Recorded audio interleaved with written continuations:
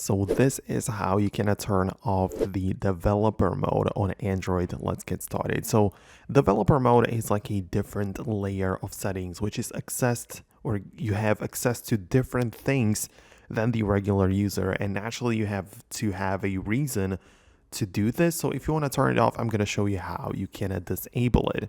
So inside of these settings at the bottom, you have the developer options.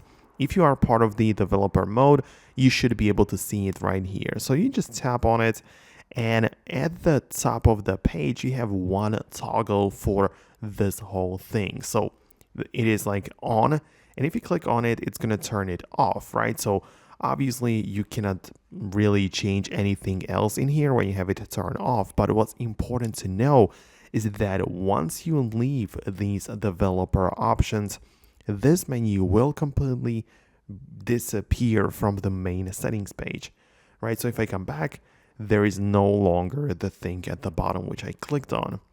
Obviously, you can turn it back on anytime you want. I made a specific video about it, but essentially you need to locate at the build number and just keep on tapping on it for like 7 times, and then the developer mode will be functioning again.